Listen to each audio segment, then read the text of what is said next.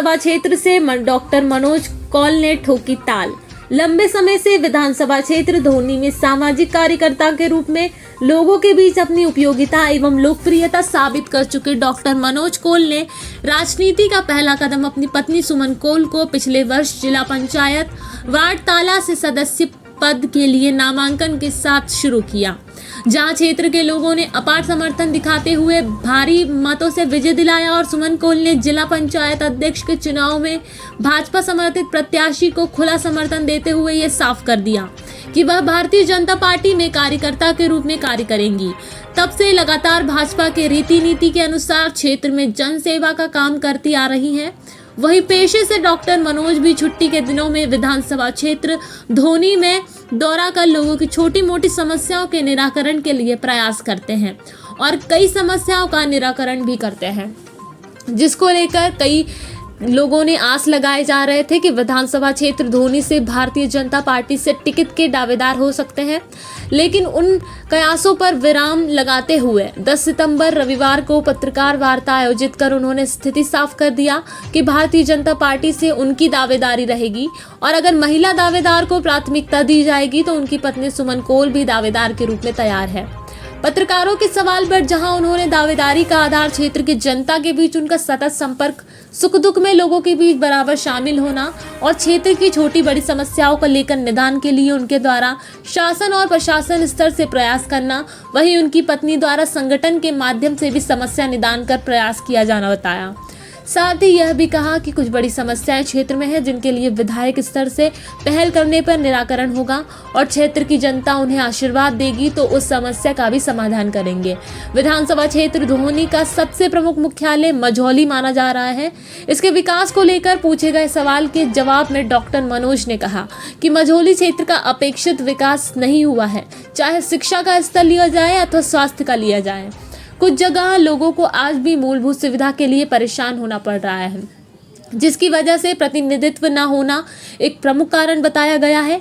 आदिवासियों के विकास एवं मुख्य धारा में जुड़ने के सवाल पर भी कहा गया कि आज की स्थिति में भी आदिवासियों पर बहुत पिछड़ापन है, शिक्षा और जागरूकता की काफ़ी अभाव है। अब उनसे एक पत्रकार ने पूछा कि अगर उन्हें टिकट नहीं मिलती है तो उनके आगे की रणनीति क्या होगी।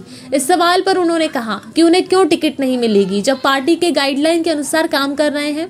अगर पार्टी को लगता है कि उनमें विधायक बनने की काबिलियत है तो टिकट दिया जाएगा और अगर टिकट नहीं मिलती है तो जिस तरह संगठन का दिशा निर्देश होगा उसी तरह काम करेंगे। आगे कहा कि उनकी पत्नी भाजपा की कार्यकर्ता है जो पार्टी में रहते हुए कार्य करती रहेगी और वह सामाजिक कार्यकर्ता है, उसी रूप में समाज में काम करते रहेंगे। मझौली से ज्योति प्रकाश नामदेव की रिपोर्ट। आपकी दावेदारी करने के आधार प्रमुख कौन कौन से हैं?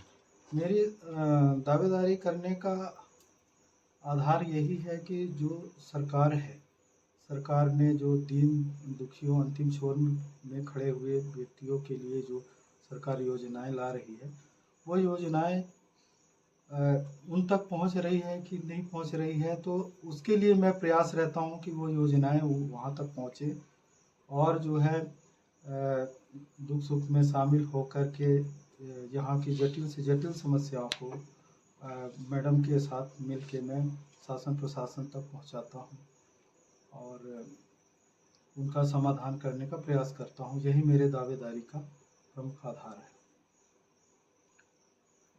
इसके पूर्व का आपका राजनीतिक बैकग्राउंड क्या है? कौन सा ऐसा कार्य किए हैं कि आप एकदम विधानसभा की दावेदारी में उतर रहे हैं? क्योंकि आधार मेरा यही है कि मैं संपूर्ण विधानसभा क्षेत्र में सामाजिक कार्यकर्ता के रूप में मैडम के निर्वाचित होने से पहले से कार्य कर रहा हूं। उसी के परिणाम स्वरूप जनता जनार्दन द्वारा मैडम को उन्हीं कार्य के आधार पे निर्वाचित किया। कार्य जटिल से जटिल समस्याएं जैसे कुसमी क्षेत्र में विस्थापन का मुद्दा है, वहाँ कई गाँवों में मूलभूत सुविधाएं नहीं पहुँची है। कारण ये है कि बताया गया कि संजय टाइगर रिजर्व है जो कि केंद्रीय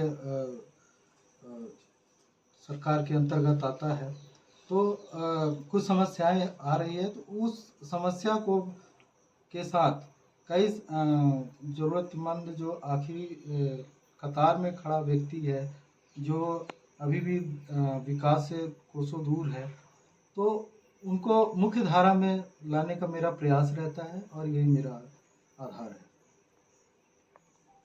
चलिए, धन्यवाद।